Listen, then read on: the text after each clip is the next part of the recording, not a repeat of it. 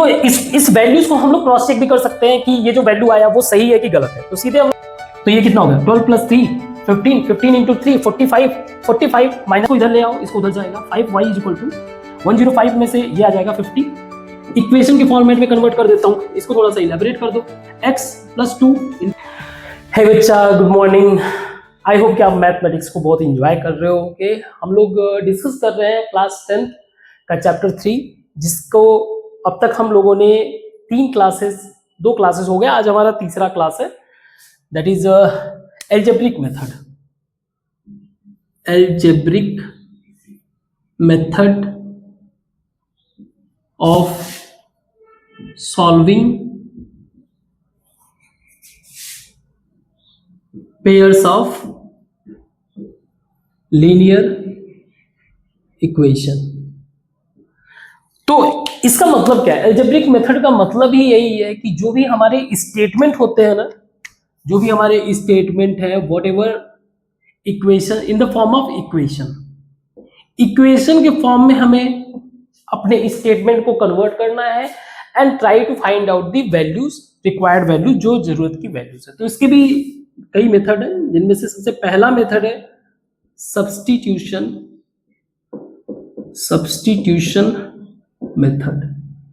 तो सब्स्टिट्यूशन का मतलब क्या है? सब्स्टिट्यूशन मतलब उसके प्लेस पे, मतलब अगर जैसे मान लो मुझे कोई, आपको कल कोई और आके पढ़ाने लगे तो मुझको उसने सब्स्टिट्यूट किया, मतलब मेरी जगह पे कोई और आके। तो इसको एक इक्वेशन से, एक एग्जांपल से हम लोग समझते हैं। एग्जांपल 7x - 15y = 2 और x + 2y = 3। ये मेरे 2 इक्वेशन है।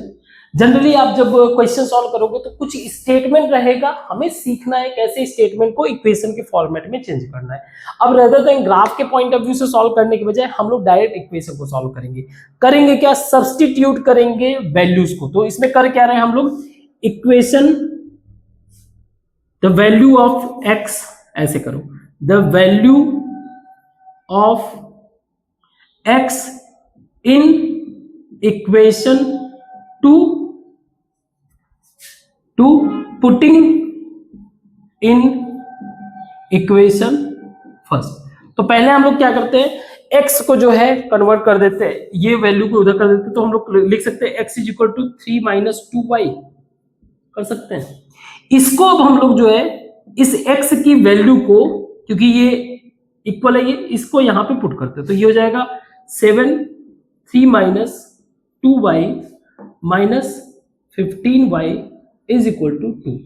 हमें समहाउ फाइंड आउट करना है x और y की वैल्यूज। तो ये हो जाएगा 21, ये हो जाएगा -14 - 15y = 2। ठीक है, ओके।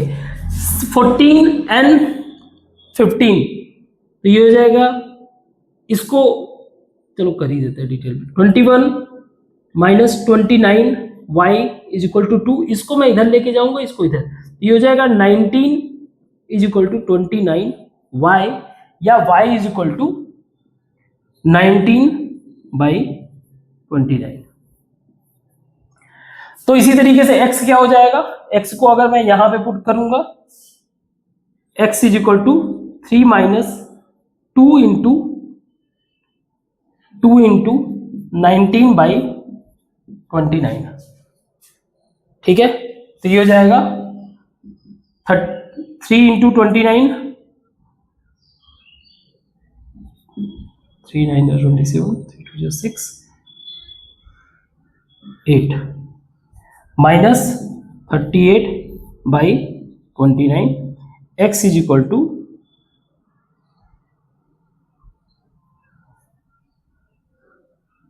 9/4/29। तो मुझे x का वैल्यू मिल गया 49/29। ये कैलकुलेशन वगैरह देख लेना, ठीक है। सो पॉइंट ये है कि जब हम लोग ग्राफिकल मेथड को डिस्कस कर रहे थे तो ग्राफिकल मेथड में एक फ्लॉ नहीं, मतलब एक तरीके से थोड़ा सा कॉम्प्लेक्स हो जाता है जब हमें इस तरीके के वैल्यूज को जो है उस पर फिगर आउट करना हो, तो ये थोड़ा सा कॉम्प्लिकेटेड बना देता है ग्राफिकल मेथड को। उसी चीज को रिजॉल्व करने के लिए हम लोग क्या यूज कर रहे हैं, एल्जेब्रिक मेथड। तो इस वैल्यूज को हम लोग क्रॉस चेक भी कर सकते हैं कि ये जो वैल्यू आया वो सही है कि गलत है। तो सीधे हम लोग यहां पे रख देते हैं इस इक्वेशन में, चाहे किसी भी एक इक्वेशन में रख देते हैं। तो 7 इंटू एक्स की वैल्यू क्या है 49/29 माइनस 15 इंटू 19/29, तो 29 इसका एलसीएम हो गया। 7 इंटू 49, 7 इंटू 49 का मतलब हो गया 350 माइनस 7 343, ये होगा ना, हाँ ठीक है, माइनस 15 इंटू 19, तो ये हो जाएगा 15 इंटू 20 अगर करेंगे तो 200 माइनस कितना हो करे 15, ऐसे कर सकते हैं ना, 20 माइनस 1 तो 300 माइनस 15 तो 285।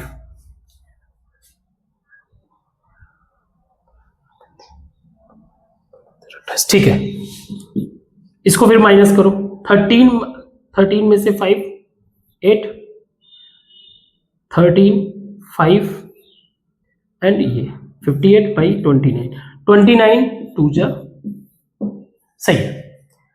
अब यहां पे पुट कर सकते हो, तो वट एवर वैल्यू केम हम लोग इसको क्या कर सकते हैं, वेरीफाई। ठीक है, इसको वेरीफाई भी कर सकते हैं,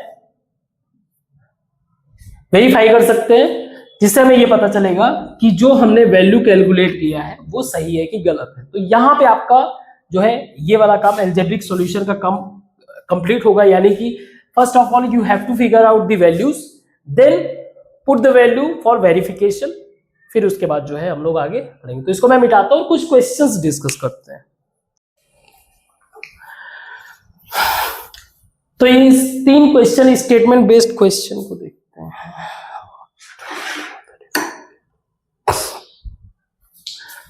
तो इन 3 स्टेटमेंट बेस्ड क्वेश्चन को देखते हैं और समझते हैं कैसे इसको एल्जेब्रिक फॉर्म में कन्वर्ट करना है। ठीक है, तो पहला क्वेश्चन है, एक पर्सन है आफ्ताब, अपनी बेटी से बोल रहा है 7 years ago, आज से 7 साल पहले, I was 7 times as old as you were then. अगर मान लो आफ्ताब का एज जो है x है, आफ्ताब एज x है अभी प्रेजेंट टाइम में, आज के टाइम में, और उसके डॉटर्स एज y। तो ये कह रहा है हमें यही सीखना है कैसे स्टेटमेंट को इक्वेशन के फॉर्म में चले। आज से 7 साल पहले, तो आज का जो भी एज है उसको मैं 7 साल पहले -7, और इसका भी as old as you were then, यानी कि इसको भी करना है y -7। कितना था 7 years ago I was 7 times, तो तुम जितना थी उसका 7 times कर दो तो मेरा एज हो जाएगा। तो ये मेरा पहला इक्वेशन बन गया। दूसरा इक्वेशन क्या बन रहा है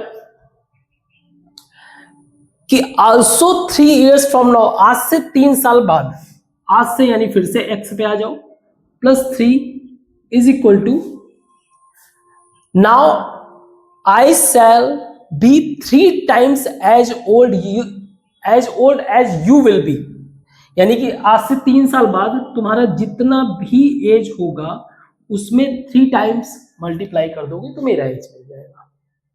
ठीक है, तो इसको हम लोग सब्स्टिट्यूशन वाले मेथड से ही सॉल्व करते हैं। तो इसको मैं इक्वेशन में कन्वर्ट करता हूं, ये हो जाएगा, इक्वेशन बन जाएगा इसका, डायरेक्ट वैल्यू पुट कर देते हैं इसको। मैं, ये मेरा सेकेंड इक्वेशन है, सेकेंड इक्वेशन का वैल्यू x, इसको पुट करना है, तो x is equal to 3y + 3, इधर चला जाएगा -3, इसको मैं पुट करता हूं यहां पे, तो ये मेरा हो जाएगा 3y + 3 -3 - 7 is equal to y -7 into 7। ठीक है, थोड़ा सा सॉल्यूशन करते हैं। 3y plus 9 minus 10 is equal to 7y minus 49। ठीक है, ये हो जाएगा -1, तो 3y minus 1 is equal to 7y minus 49।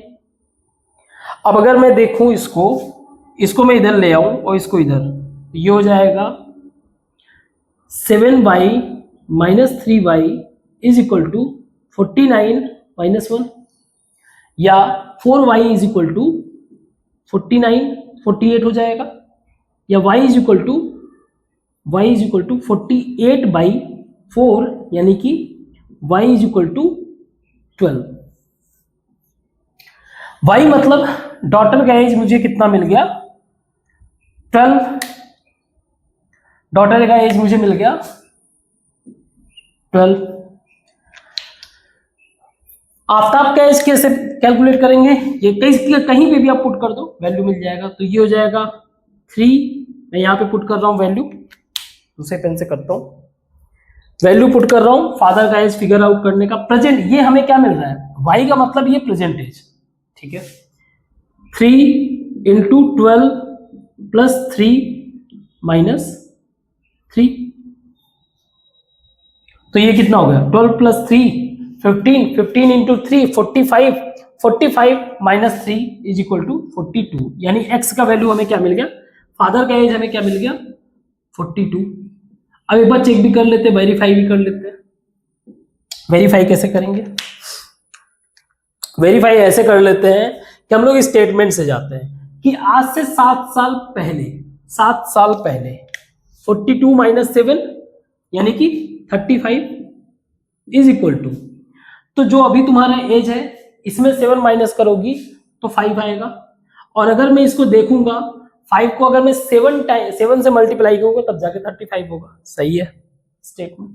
दूसरा, आज से 3 साल बाद, यानी कि अभी मेरा एज 42 है तो मैं हो जाऊंगा 45, और तुम हो जाओगी अभी 12 हो तो 15, तो ये कह रहा है कि 3 टाइम्स जो ज्यादा है, तो 15 इंटू 3 45, ये भी सही है। क्लियर, ठीक है। आई होप कि ये क्वेश्चन समझ में आया होगा आपको। अलजेब्रा का मतलब ये है कि स्टेटमेंट को कैसे इक्वेशन के फॉर्मेट में चेंज करना। ठीक है, अगला क्वेश्चन हम लोग डिस्कस करते हैं। अगला क्वेश्चन है, in a shop the cost of 2 pencil and 3 eraser. तो मान लो पेंसिल का प्राइस मैंने मान लिया x, पेंसिल का कॉस्ट है, एक पेंसिल का कॉस्ट है x, दूसरा पेन का कॉस्ट है, एक पेन का कॉस्ट है y। इसका कहना यह है कि 2 पेंसिल का कॉस्ट यानी 2x प्लस 3 इरेजर का कॉस्ट, 3 इरेजर का कॉस्ट दोनों मिला के 9 रुपीज हुए। ठीक है, कोई इश्यू नहीं है। तो ये मेरा पहला इक्वेशन बन गया। सेकेंड इक्वेशन हो रहा है कि 4 पेंसिल का कॉस्ट प्लस 6 इरेजर का कॉस्ट, अच्छा पेंसिल पेन नहीं है इरेजर है, 6 इरेजर का कॉस्ट कितना हो रहा है 18 रुपीज। तो मुझे बताना है इनका प्रत्येक कॉस्ट, मतलब कि एक पेंसिल चाहे एक इरेजर का कॉस्ट बता। अगेन वही हम लोग करते हैं, इसके वैल्यू को पुट करते हैं, तो ये हो जाएगा x is equal to 18 minus 6y/4। इसको मैं यहां पे पुट करता हूं, तो 18 minus 6y/4 plus 3y is equal to 9। 18 minus 6y/2 plus 3y is equal to 9। 2 का यहाँ पे मल्टीप्लाई हो जाएगा और यहाँ पे मल्टीप्लाई हो जाएगा, ये हो जाएगा 18 minus 6y plus 6y is equal to 18। Wow, 18 is equal to 18। y का कोई वैल्यू ही नहीं आया, नो वैल्यू ऑफ y। लेकिन इन दोनों के वैल्यू सेम आ रहे हैं, यानी लेफ्ट हैंड साइड का वैल्यू, यानी कहने का मतलब ये जो इक्वेशन बन रहा है वो इक्वल टू 0 बन रहा है। अगर मैं इसको इक्वेशन के फॉर्म में कन्वर्ट करूं 2x plus 3y minus 9 is equal to 0, तो ये 0 आ जा रहा है। अब अगर आपने ग्राफिकल मेथड भी पढ़ा होगा तो आपको एक बात तो समझ में आएगा। जरा इसको देखो आप, ये रिप्रेजेंट किस चीज को कर रहा है? ये रिप्रेजेंट ये कर रहा है कि जो तुमने स्टेटमेंट दिया हुआ है पहला वाला और जो दूसरा, तुम डिफरेंट स्टेटमेंट नहीं दी हो, तुम एक ही स्टेटमेंट को 2 बार बोल दी। कहने का मतलब जैसे मैंने बोला कि आज मैंने 5 समोसा खाया मान लो, तो उसका कॉस्ट था 10 रुपया, ठीक है। तो मैं कहूं कि बाद में मैं 10 समोसा खाया, उसका कॉस्ट था 20 रुपीज। तो जब बात आती है 2 वेरिएबल में तो हमें 2 डिफरेंट इंफॉर्मेशन चाहिए रहता है। यहां पे आप डिफरेंट इंफॉर्मेशन नहीं दे रहे हो, आप एक ही इंफॉर्मेशन को वापस से रिपीट कर रहे हो। अगर मैं इसको 2 अगर कॉमन बाहर ले लूं तो ये हो जाएगा x plus 2y is equal to 9। इसका मतलब क्या है कि ये स्टेटमेंट और ये स्टेटमेंट पूरी तरीके से इक्वल है। तो आपने जो दिया हुआ है इसके मल्टीपल सॉल्यूशन हो सकते हैं। मैं अपने मन से जितना मन करे उतना सॉल्यूशन निकाल सकता हूं। जैसे 2x plus 3y is equal to 9 लेके आना है, तो मैं अगर अपने मन से ट्राई करूंगा तो मैं तो ये कह दूंगा ना, क्योंकि आपने इक्वेशन ही एक ही दिया हुआ है, वेरिएबल 2 है तो मुझे 2 इक्वेशन चाहिए different.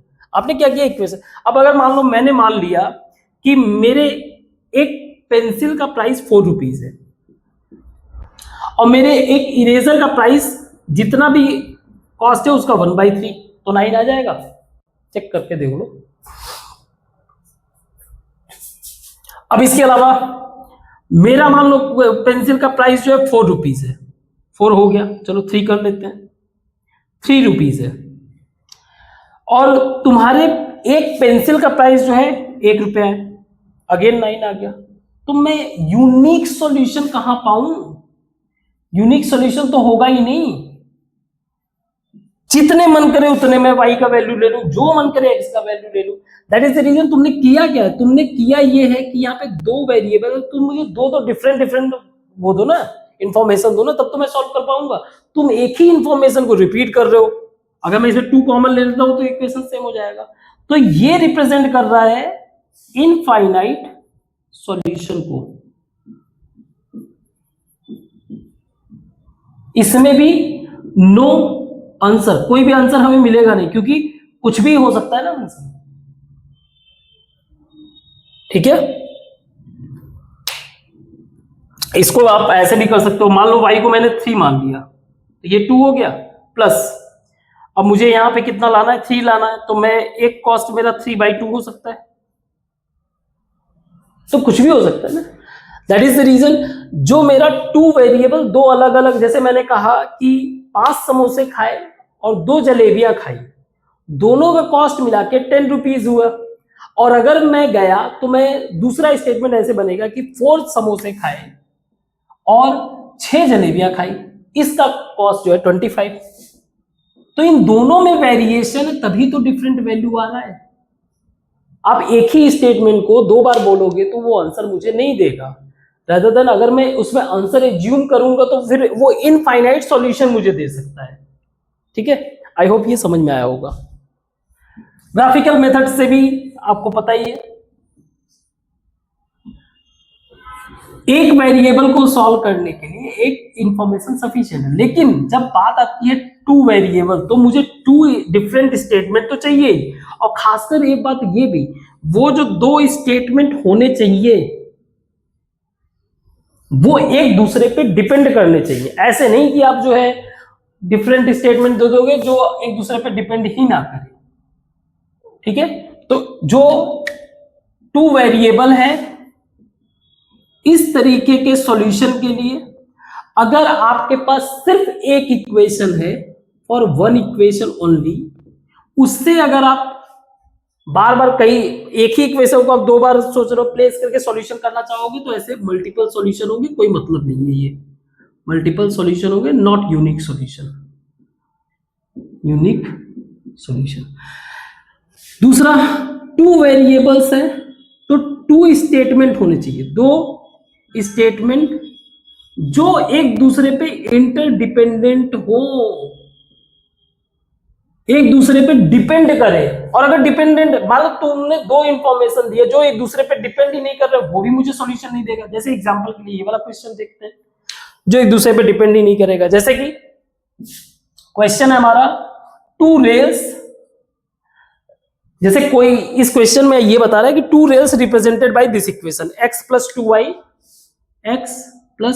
To y minus 4 is equal to 0, और दूसरा है 2x plus 4y minus 12 is equal to 0। ये मेरा फर्स्ट इक्वेशन है, ये मेरा सेकंड इक्वेशन है। दो रेल रिप्रेजेंट का मतलब ये है कि कोई बंदा जो है, मान लो रेलवे का कोई बड़ा अधिकारी है, तो वो रेलवे के ग्राफ को देख रहा है। मतलब मान लो जैसे एरिया है कोई दिल्ली का एरिया है, उसमें देख रहा है अच्छा ये वाला रेलवे लाइन गया हुआ है ना, हाँ ये रेलवे लाइन ट्रैक है, ये गया हुआ है। ये जो लाइन है इसका एक इक्वेशन है, वो इक्वेशन दिया हुआ कि इस लाइन को ये इक्वेशन फॉलो कर रहे हैं, ये लाइन को, और हमें भी अच्छे से पता है कि ये पैरेलल है, तो सॉल्यूशन क्या बनेगा उसको समझते हैं। तो मैंने क्या किया, मुझे नहीं पता, हो सकता है रेल की जगह कुछ और बात लिखा होता, मुझे नहीं पता, तो मैंने सिंपल से सॉल्यूशन करने की कोशिश किया। मैंने पहले वाले एक x के वैल्यू को यहाँ पे पुट करने की कोशिश किया, तो इसको मैं लिख सकता हूँ x is equal to 2y minus 2y plus 4, यहाँ पे रखते हैं 2 minus 2y plus 4 plus 4y minus 12 is equal to 0। ठीक है, तो ये हो जाएगा minus 4y plus 8 plus 4y minus 12 is equal to 0। ये 4y से 4y cancel, eight minus 12 is equal to 0, minus 4 is equal to 0, जो कि पूरी तरीके से गलत है। रीजन आप समझो, एटलीस्ट अगर ये 0 आया होता तो सही होता ना, ये तो स्टेटमेंट ही पूरी तरीके से गलत है। मींस ये this represent that both statement is not related, एक दूसरे से रिलेटेड नहीं है। एक लाइन इधर जा रहा है, ये अपना खुद का इक्वेशन फॉलो कर रहा है, सिमिलरली एक इक्वेशन, एक लाइन ये फॉलो कर रहा है, ये दोनों आपस में कहीं पे भी इंटरेक्ट कर ही नहीं रहे। और वैसे भी हमें ये दिख रहा है, ये 12 और ये 4 एक दूसरे को अलग कर रहे हैं। तो ऐसे सिचुएशन में जहां पे एटलीस्ट अगर वैल्यूज दोनों साइड के सेम आते तो हम समझ लेते हैं ये इनफाइनाइट सॉल्यूशन दे रहा है। यहां पे तो कोई सॉल्यूशन बनेगा ही नहीं, क्योंकि एक दूसरे से ये डिपेंडेंट ही नहीं है। तो ये ग्राफिकल पॉइंट ऑफ व्यू से तो पैरेलल, और वैसे नो सॉल्यूशन, इसका कोई सॉल्यूशन मिल ही नहीं सकता, क्योंकि मुझे सॉल्यूशन मिलने के लिए दोनों का रिलेट होना जरूरी है। अगर जब तक ये आपस में रिलेट नहीं करेंगे एक दूसरे से, मुझे सॉल्यूशन नहीं मिल सकता है। ठीक है, आई होप कि आपको समझ में आया होगा कि क्या हम लोग डिस्कस कर रहे हैं। वैसे जनरली ग्राफिकल मेथड से बहुत इजी वे से समझ में आ जाता है, इस मेथड से थोड़ा सा सॉल्यूशन करने के बाद समझ में आता है, बट एक अंडरस्टैंडिंग अगर बिल्ड हो जाए तो आप पहले ही A1 और A2 वगैरह वैल्यू पुट करके जो है फिगर आउट कर सकते हो। तो ये क्लियर है, इसमें कोई सॉल्यूशन नहीं है। उसमें कई सारे सॉल्यूशन हो सकते हैं, इस वाले में सिर्फ एक ही सॉल्यूशन होगा जो हम लोगों ने डिस्कस किया। इसको मिटाता हूं फिर आगे डिस्कस करते हैं। तो इन एक्सरसाइज के कुछ क्वेश्चन है, इसको सॉल्व करते हैं। x plus y, x minus y, ये तो आप इजी वे से कर सकते हो, डायरेक्ट x का वैल्यू पुट कर दो मिल जाएगा। सेकेंड वाले में थोड़ा सा कंफ्यूजन हो सकता है, इसको कर देता हूं मैं। √2x plus √3y is equal to 0 and √3x plus √8y is equal to 0। तो इसमें क्या करना है, x और y का वैल्यू रखना है। एक काम करते हैं, इस वाले x का वैल्यू रख देते हैं, इसको लिख सकता हूं मैं x is equal to √3y by, इधर आ जाएगा बाय √2 हो जाएगा। ठीक है, तो ये हो जाएगा √3 into minus √3y by √2 plus √8 y is equal to 0। Again y दोनों में कॉमन है, अगर मैं इसको बाहर ले लूं तो -3/√2 प्लस √8 इज इक्वल टू 0। इसको डिवाइड करोगे y इज इक्वल टू 0 आ जाएगा। y इज इक्वल टू 0 को पुट करोगे यहां पे या कहीं पे भी x इज इक्वल टू 0, तो ये रिप्रेजेंट करता है कि ये इक्वेशन अगर कहीं पे इंटरसेक्ट करता है तो वो है ओरिजिन, और इसके अलावा ये कहीं पे भी इंटरसेक्ट नहीं करेगा। अगर आप ग्राफ बना लोगे इसका तो सिर्फ और सिर्फ ओरिजिन पे ही इंटरसेक्ट करेगा, इसके अलावा कहीं इंटरसेक्ट नहीं करेगा। ठीक है, तो ये हो गया। आगे क्वेश्चन है solve 2x minus plus 3y is equal to 11। 2x plus 3y is equal 11 और 2x minus 4y is equal to -24। मुझे बताना है एक m का वैल्यू क्या होगा इस इक्वेशन में, mx प्लस 3 में, इसमें m के वैल्यू को फाइंड आउट करना है। तो देखो जब हम लोग इक्वेशन को सॉल्व कर रहे हैं तो हमें क्या मिलता है, x और y का वैल्यू मिलता है, एक x का वैल्यू मिलता है, एक y। यहाँ पे x और y का वैल्यू रखेंगे तो हमें m का वैल्यू मिल जाएगा। तो इसको रख लेते हैं, इस वाले को, सेकेंड इक्वेशन को। तो मैं डायरेक्ट 2x की जगह लिख सकता हूँ -24 प्लस 4y, इसको इसमें पुट कर देता हूँ तो ये हो जाएगा -24 plus 4y plus 3y is equal to 11। ये इधर जाएगा 4y plus 3y is equal to, ये हो जाएगा 35, 7y is equal to 35, y is equal to 5। y मुझे 5 मिल गया, यहां पे रख लो। 2x is equal to -24 plus 20, x is equal to -4 हो जाएगा, -2। x की वैल्यू क्या आ गया, -2। अगेन आप कंसेप्ट समझो, अगर मान लो कहीं कोई मिस्टेक भी हो रहा है तो आप उसको अवॉइड करो, मेन चीज है कंसेप्ट समझो। तो y की जगह 5 हो गया, m इंटू -2 प्लस 3, ये इधर जाएगा -2m इज इक्वल टू 5 -3, तो ये 2 हो जाएगा, m is equal to -1। m का वैल्यू क्या आ गया, -1। आप लोग भी सॉल्व करके देख लेना, यही आना चाहिए, कुछ और आ जाए तो कोई इश्यू नहीं है। मेन चीज कंसेप्ट हमें समझना है, हम कंसेप्ट बस समझेंगे, इसके अलावा कुछ नहीं। सॉल्यूशन आप कर ही सकते हो। अगला क्वेश्चन है, और अगर मान लो कोई डाउट भी है तो आप डिस्क्रिप्शन में इसका सॉल्यूशन फाइंड आउट कर लोगे, मिल जाएगा। नेक्स्ट क्वेश्चन है डिफरेंस बिटवीन टू नंबर्स। तो वो दो नंबर मान लो, एक नंबर है x, दूसरा है y, इसके बीच का जो डिफरेंस है वो है कितना, 26। वन नंबर जिसमें एक नंबर 3 टाइम्स अदर, दूसरे नंबर का 3 टाइम्स है, x is equal to 3y।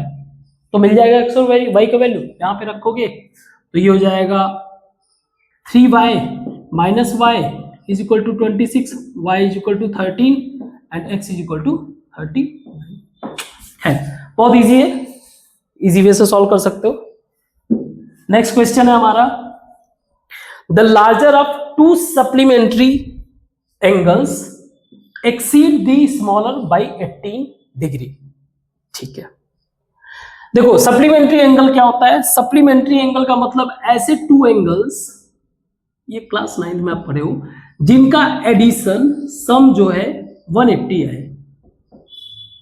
ठीक है, तो एक एंगल मान लो मेरा x है, दूसरे एंगल के बारे में बता रहा है ये कि एक अगर x है तो दूसरा जो है 18 डिग्री ज्यादा है, या फिर दूसरा वाला मान लो अगर दूसरा y है, मान लो ये है मेरा। देखो जब ये 180 डिग्री का मतलब यही होगा जब इनका एडिशन, तो it forms straight line, supplementary angle का कंसेप्ट।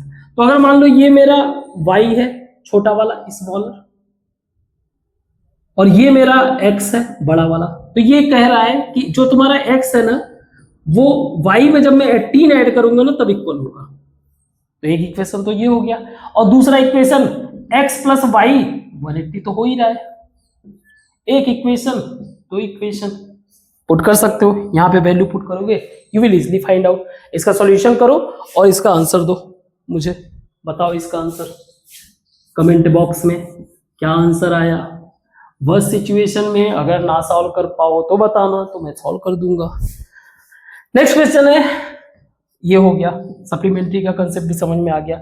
नेक्स्ट क्वेश्चन है ये 7 bat plus 6 balls 3 bat plus 5 ball, ये भी कर सकते हो इजी वे से कि इतना प्राइस है, इनको इजी वे से आप सॉल्व कर सकते हो। आई होप कि आप ये सॉल्व कर लोगे, ठीक है। नेक्स्ट क्वेश्चन है ये वाला, मैं देखता हूं।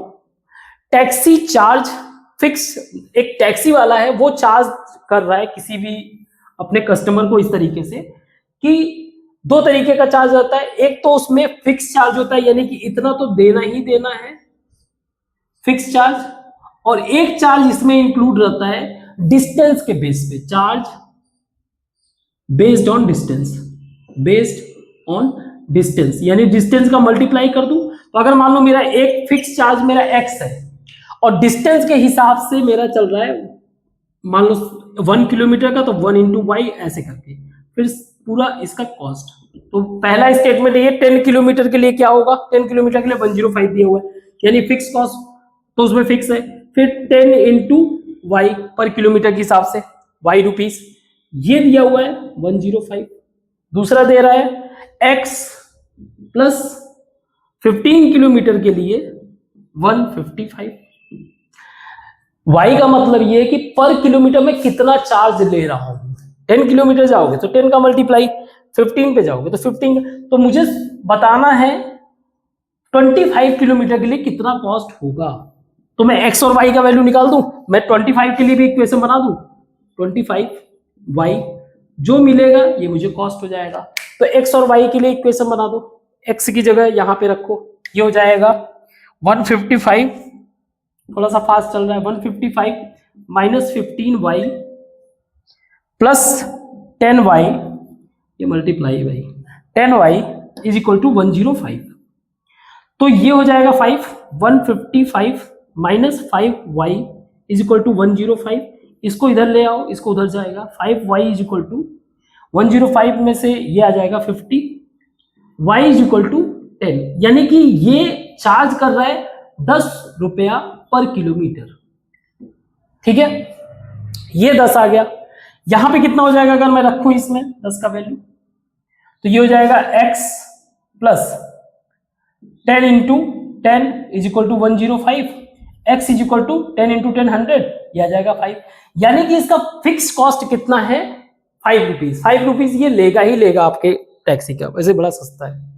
खैर, तो यहां पे रखेंगे कितना हो जाएगा हमारा 5 रुपीज तो लगेगा ही लगेगा, प्लस 25 इंटू 10 तो ये जाएगा 250। टोटल कॉस्ट कितना हो जाएगा 255, ठीक है। आई होप ये क्वेश्चंस आपको समझ में आया होगा, आंसर समझ में आया होगा। एक क्वेश्चन और है, उसको फटाक से देख लेते हैं। ये लास्ट के 2 क्वेश्चन है, सारा सॉल्व नहीं करूंगा लेकिन कंसेप्ट बेसिकली समझा दूंगा। क्वेश्चन है, a fraction become 9/11 if 2 is added to both numerator and denominator. हमने एज्यूम कर लिया फ्रैक्शन हमारा है x बाई वाई, किसी भी चीज को फ्रैक्शन के फॉर्म में इसी तरीके से रिप्रेजेंट करते हैं। इसको बोलते हैं न्यूमरेटर, इसको बोलते हैं डिनोमिनेटर, ठीक है। ये बोल रहा है कि अगर इसमें 2 ऐड किया जाए, ठीक है, if 2 is added then numerator become 9/11, तो ये क्या हो जा रहा है 9/11। तो पहला इक्वेशन बना सकते हो इसको। दूसरा ये बोल रहा है अगर 3 ऐड किया जाए तो इट बिकम्स 5/6, 5/6। इक्वेशन के फॉर्मेट में कन्वर्ट कर देता हूं, इसको थोड़ा सा इलेबोरेट कर दो। x plus 2 into 11 is equal to 9 into y plus 2, ये हो जाएगा 11x plus 22 is equal to 9y plus 18। इसको इधर कर दो, 11x minus 9y is equal to -4, ये हो गया इक्वेशन 1। सॉल्व कर सकते हो उसको आप, इसको भी कन्वर्ट कर दो, ये हो जाएगा 6x plus 18 is equal to 5y plus 15, 6x minus 5y is equal to -3, ये हो गया सेकेंड इक्वेशन। अब आई होप सॉल्व कर सकते हो इजी वे से, इसको सॉल्व कर सकते हो, कर लेना। अगर नहीं होगा तो फिर डिस्क्रिप्शन में मिल जाएगा इसको आंसर, या फिर आप जो है कमेंट बॉक्स में लिख सकते हो। बट इतना तो जीनियस हो यार, आप लोग सॉल्व कर सकते हो इतना छोटी मोटी चीजें। ऐसे अगला क्वेश्चन है, 5 years hence the age of Jacob will be 3 times that of son। Jacob का एज मान लिया x, उसके सन का एज मान लिया y। अब ये बोल रहा है आज से 5 साल बाद, तो दोनों को भी 5 साल ऐड कर दो, इसका 3 टाइम्स है जैकब का एज, ये इक्वेशन 1 बन गया। दूसरा ये कह रहा है आज से 5 साल पहले, 5 ही साल था ना, 5 years ठीक है, 5 years एगो, आज से 5 साल पहले, यानी कि आज से 5 साल पहले, ठीक है। ये कह रहा है 7 टाइम्स था, पहले वाले क्वेश्चन की तरह ही है। आई होप कि आप सॉल्व कर सकते हो, 2 इक्वेशन बन गया, 1 and 2। So in this way अब यहाँ पे इस क्लास को हम लोग ओवर करते हैं। बाकी का जो भी डाउट वगैरह हो आप कमेंट बॉक्स में लिखना, उसको मैं सॉल्व कर दूंगा। इन वो सिचुएशन आप सॉल्यूशन चाहिए आपको, सॉल्यूशन भी मिल जाएगा। बाकी के टॉपिक को हम लोग आगे डिस्कस करेंगे, ठीक है। Thank you.